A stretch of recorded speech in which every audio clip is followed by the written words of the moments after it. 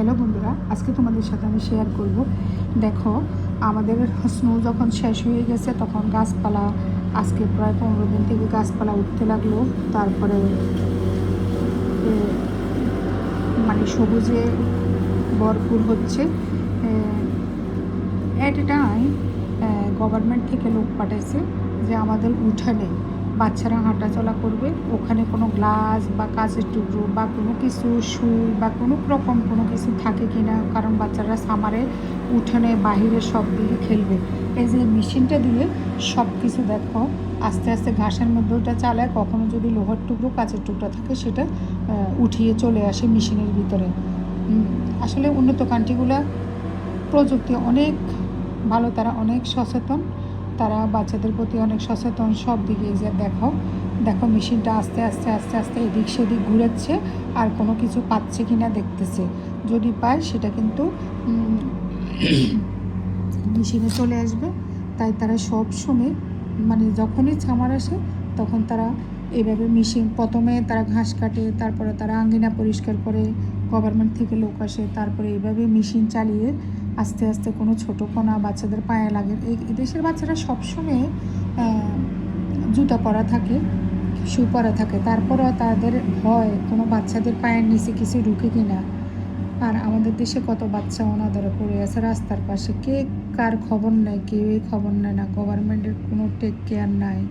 এদেশের উন্নত দেশগুলোতে গভর্নমেন্টের কতই না টেক কেয়ার। ওই যে দেখা যাচ্ছে মাঠে ওই বাচ্চাগুলো টিফিনের সময় টিচারের মাঠের মধ্যে হাঁটাচ্ছে। আমি আমার বাসার দোতলা থেকে আমি জানালা দিয়ে দেখাচ্ছি তোমাদেরকে। এদেশে তো সরাসরি ভিডিও করে কোনো কিছু দেখানো সম্ভব না।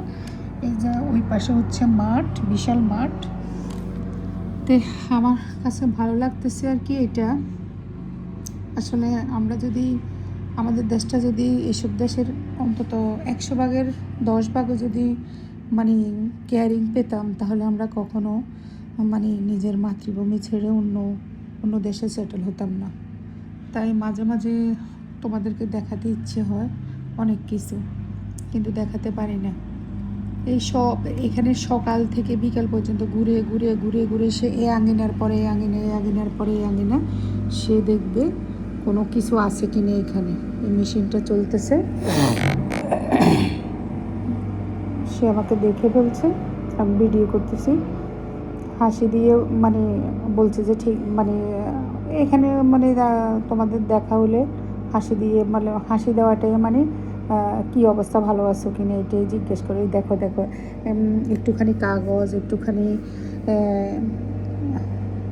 পেপার, তারপরে একটুখানি চকলেটের প্যাকেট, কিচ্ছু নাই আমাদের উঠানে। তারপরও সে খুঁজতেছে কিছু পায় কিনা, কিছু পায় কিনা।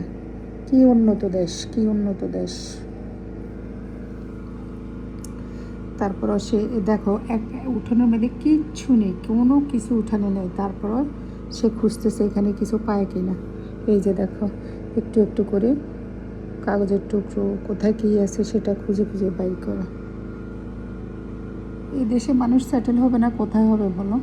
এদেশে সরকারের, যে দেশে সরকারের দায়িত্ব এতটুকু একটা বাচ্চার পায়ে কিছু পড়ে কিনা সেদিকে লক্ষ্য করে, তো এদেশে মানুষ সেটেল হবে না কোথায় হবে বলো? তা আমি আমার জানালা দিয়ে তোমাদেরকে যতটুকু পেরেছি দেখিয়েছি। তো ভালো থেকো, আল্লাহ হাফেজ। পরবর্তী কোনো একটা ভিডিওতে আবারও তোমাদের সাথে শেয়ার করব।